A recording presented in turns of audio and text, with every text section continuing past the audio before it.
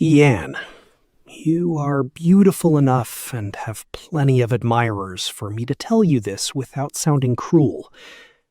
I do not love you. It would be a mistake to continue a relationship that will lock two such different souls in a prison of appearances. I am ending what we have. You will forget me easily. That was exactly what appeared written on my phone screen. Without any control over myself, I tossed the phone aside and thought, am I going crazy? Or am I sleepwalking? My own fingers had written the raw, naked truth that I was trying to hide behind a polite lie. I almost sent it. If I had, Ianne would have thought I was a monster.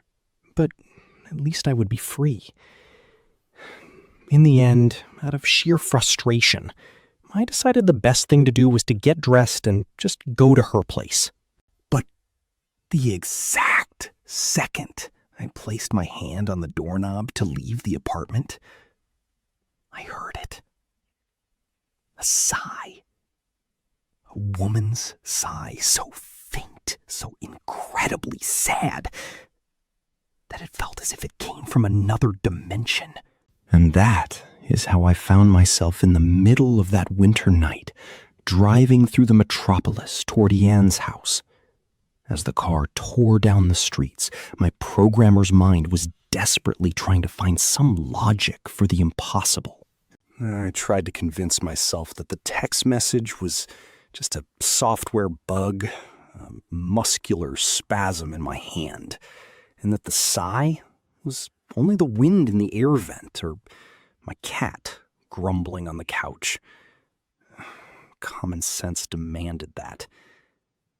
But deep down, my instinct knew that those written words and that sound were not from this world. I crossed the city under a freezing rain.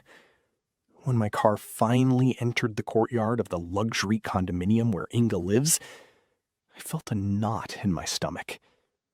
There were 2 long rows of imported cars parked, chauffeurs waiting. I thought, what on earth is happening here?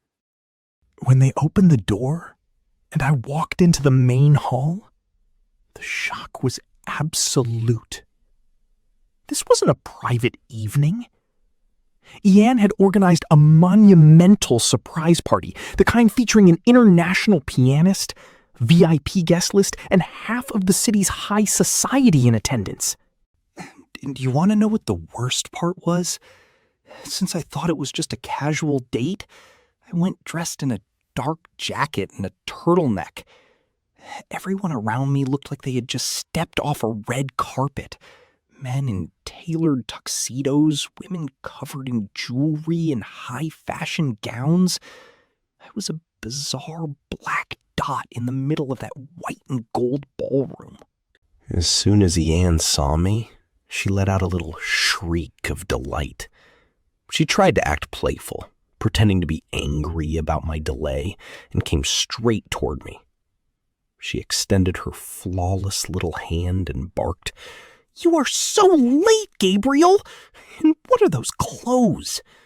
Well, your punishment is that you missed the opening act." I just muttered some convenient excuses, dying of embarrassment over my outfit, and desperate to find a dark corner to hide in. I tried to escape the center of attention. I felt completely out of place with my casual clothes among so many dressed-up people.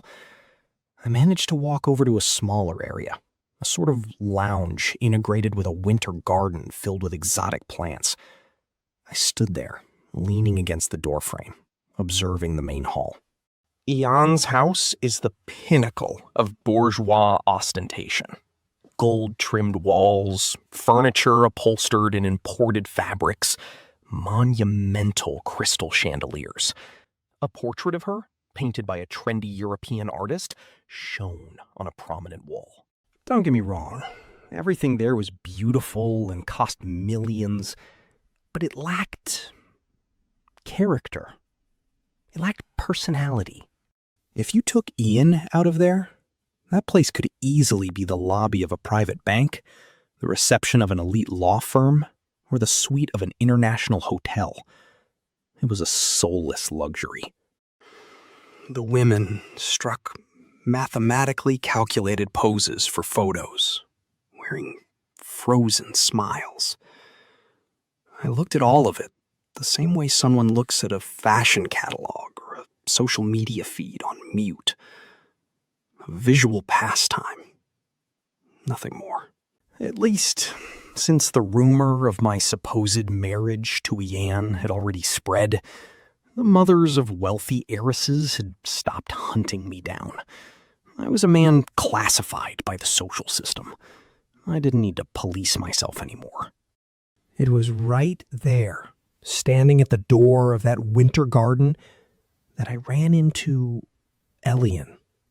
He's a foreigner of European origin whom I used to cross paths with at my club, but nobody knows exactly what he does for a living. An extremely peculiar man.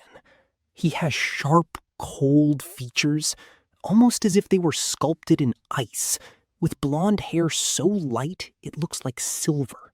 But what truly caught your attention were his eyes, a deep, piercing blue. Most of the time he seemed detached, but when he looked at you, it felt as if he were seeing right through your skin, or far beyond human reach. Elyon lives in the same social circle as mine, but he is a complete enigma. Nobody has ever crossed the threshold of his apartment. They say he spends sleepless nights on top of his building with high-powered telescopes, being an obsessed enthusiast of simulation theory, quantum physics, and sciences that discuss consciousness outside the material body. To him, the entire universe is nothing more than a giant code, and our reality is just a projection of something much grander. Both of us were staring at the same group of people in the main ballroom. He turned to me, and with that elegant coldness and a measured voice, he said something that caught me completely off guard. "A charming woman," he gestured toward Ianne with his eyes. "What a pity she is merely a reflection of matter. Anyone who attempts to connect emotionally with a woman like that risks embracing a perfect hologram, a hollow illusion for those with an evolved heart." I tried to laugh it off, breaking the tension, but inside I felt a chill run down my spine. "Rest easy, Elyon," I replied. "I have absolutely no intention of falling in love with anyone here. As a programmer, I prefer pure logic. I don't feel the slightest shadow of passion for anyone at the moment." Elyon turned those blue eyes back to me with a hint of skeptical irony. "Really? Even for Ianne? Everyone on social media is saying you two are getting married." "The world loves to manufacture fake connections," I said. "But I plan to stay single." I thought my logic-filled answer would end the matter. But not for Elyon. He took a step forward. That elegant detachment vanished, and those blue eyes flashed in a way that completely froze me. He stepped closer and whispered, "You do well, Gabriel. Do not anchor yourself to any projection of this material reality. Remain free for the true connection. The real consciousness might come to visit you very soon, and you could regret it for all eternity if you made the wrong choice here." Before I could ask him anything, he checked his watch, said he was late, and vanished into the crowd.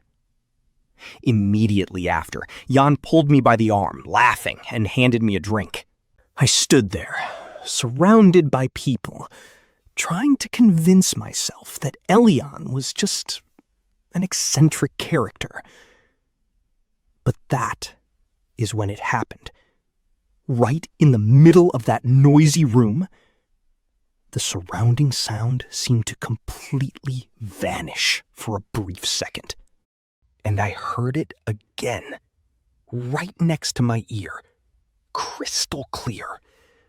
That exact same female sigh, deep, sorrowful, and profound, that I had heard back in my apartment.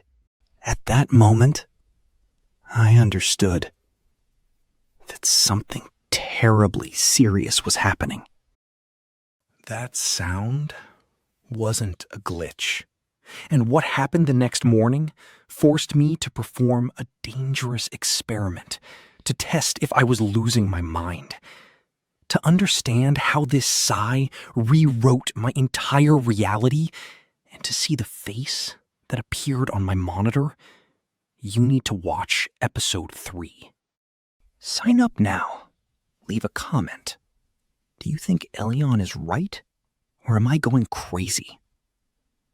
See you in the next monologue.